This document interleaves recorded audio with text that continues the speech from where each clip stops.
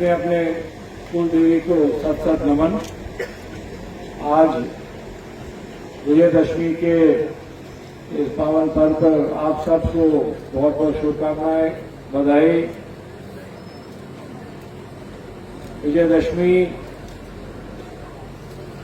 वैसे हर त्योहार अपने लिए महत्वपूर्ण है, परंतु जिस कुल में जन्म लिया उस कुल में कई जिम्मेवारी आती है, कुछ अन्य दायित्व होते हैं, जिसमें विजयदशमी का जो पर्व है उस पर्व में अपना शस्त्र पूजन जो हमारी जिम्मेवारी डीएनए की जिम्मेवारी है, बचपन की जिम्मेवारी है, इसमें कोई कैसे कहते हैं ना, कोई चॉइस ही नहीं है। हमें दिया गया है, ये जिम्मेवारी जन्म से दी गई है और जो सम्मान इस जन्म से मिलता है उसके साथ साथ ये एक बड़ी जिम्मेवारी भी मिलती है। और इस जिम्मेवारी को निभाने वाले मेरे बड़े भ्राता राव किशन सिंह जी, राव साहब त्रिभुवन सिंह जी, भाई रविंद्र, विधायक शिव और समस्त यहाँ विराजमान क्षत्रिय कुल के आज मेरे पिता तुल्य बुजुर्गन, युवा साथी,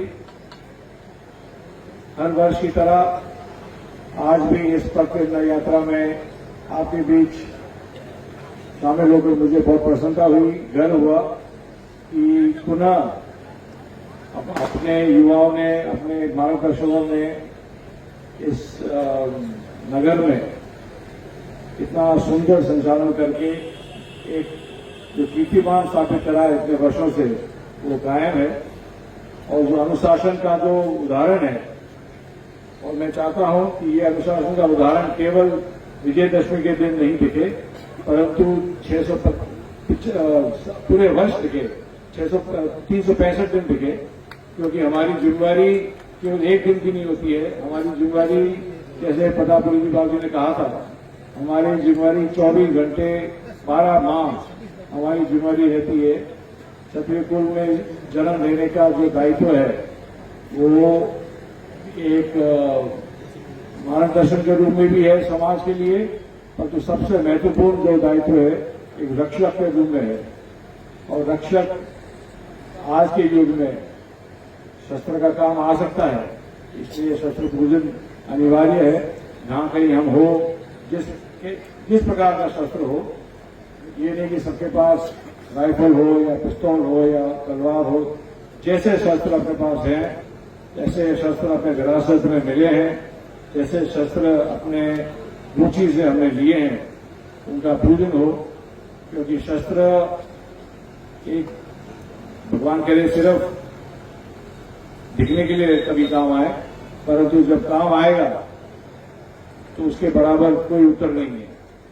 और मुझे सौभाग्य प्राप्त हुआ कश्मीर में शस्त्र का प्रशिक्षण और काम लेते हुए, इसलिए मैं कह सकता हूं कि इसकी जानकारी और शस्त्र की सेवा, आज पूजा होती है परंतु शस्त्र की सेवा हर माह होनी चाहिए।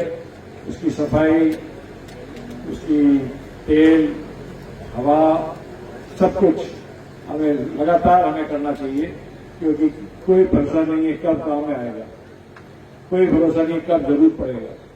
इसलिए केवल शस्त्र पूजन एक दिन का तो है ही है, वो तो पूजन है, परंतु शस्त्र की सेवा 12 मास हर महीने कम से कम एक बार हमें धूप, तेल, सफाई करनी चाहिए।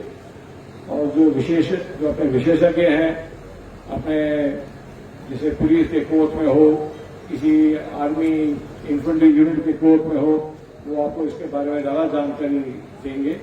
परंतु मैं हर महीने, मेरे यहाँ मेरे यूनिट वाले हैं, मनोहर है, उनको पता है कि हर महीने कम से कम एक बार शस्त्र को खोल के तेल लगाकर जोड़ते हैं। और क्योंकि वो अपना रक्षक है, हम समाज के रक्षक है, हमारा रक्षक अपना शस्त्र है, तो शस्त्र की सेवा पूजा के साथ साथ सेवा भी होती है। इसलिए मेरा आपसे यही आग्रह है।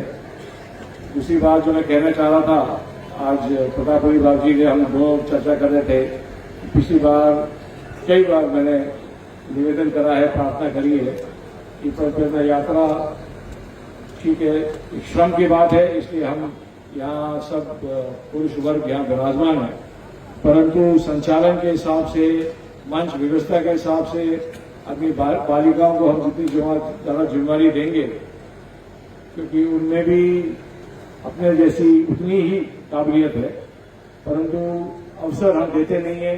इसलिए आगे जाकर चाहे इंटरव्यू हो, चाहे और कुछ कार्यक्रम हो, उनकी उपस्थिति रहती नहीं है। और जितना हम उनको भाग देंगे संचालन में या कार्यक्रम में, उतना ही उनका मनोबल बढ़ेगा और आपका विश्वास बढ़ेगा।